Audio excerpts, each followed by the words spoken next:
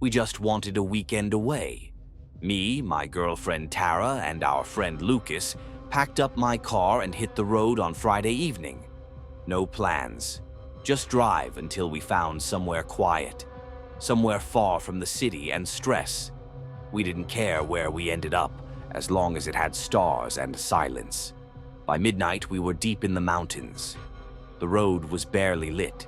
No signs, no GPS, just trees pressing in from both sides and our headlights cutting through the dark. We passed a rusted sign that said, Elder Ridge, 6 miles.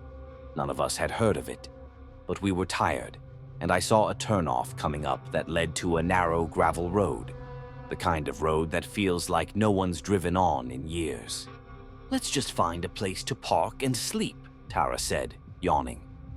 We drove for 10 minutes before we saw it, a small abandoned gas station, one flickering light above the pump.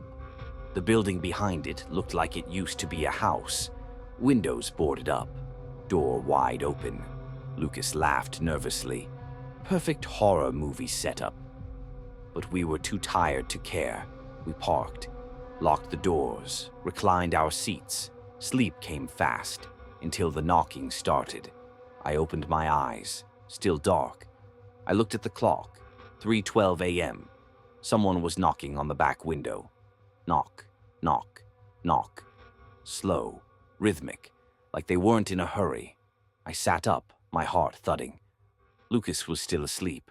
Tara was awake, frozen in her seat. I turned to look. Nothing, just the dark behind the glass.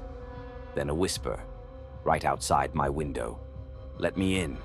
I unlocked the door before I even realized what I was doing. My fingers moved on their own. Tara screamed and grabbed my arm. "No, don't open it!" Her voice snapped me out of it. I relocked the door. The whisper stopped. Lucas finally woke up, confused and groggy. We sat in silence for a few minutes, too scared to speak. Then we saw something move, in front of the gas station under the flickering light. A figure, tall, slouched, its head tilted too far to the side, like its neck had been broken. It didn't move like a person. It twitched, jerked forward, then backward, like something was pulling it on invisible strings. Tara was crying now. Lucas cursed under his breath. The thing turned toward us. Even from a distance, I could feel it looking straight at me. Then it took a step forward. Another. Closer. I turned the key. Tried to start the engine. Nothing. Just clicking. I turned it again. Again. Still nothing. It was halfway across the lot now. I slammed my hand on the wheel. The lights on the car dashboard flickered, then died. The thing stopped walking. It raised one hand slowly, pointed directly at me. Then, everything went black. No lights, no sounds, just darkness and cold. I couldn't even hear Tara or Lucas anymore. I felt alone, like I had been dropped into an empty world.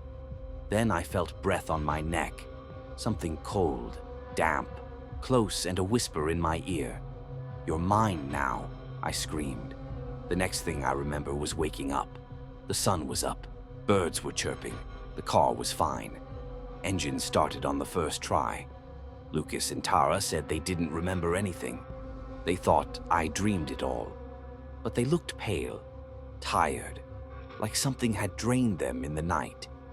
I told them we were leaving. Now we didn't speak much on the drive back, but when I dropped Lucas off at his apartment, he leaned in and whispered, "Did you hear it too?" That night I couldn't sleep. Every time I closed my eyes, I saw that thing under the flickering light. I looked up Elder Ridge online. It doesn't exist. No maps, no photos, no records. But ever since that night, I've heard the knocking. Sometimes it's on my bedroom window, sometimes it's on the wall behind my head. Always at 3:12 a.m. And sometimes when I'm half asleep, I feel the urge to unlock the door. I don't know what would happen if I did, but I don't think I'd ever come back.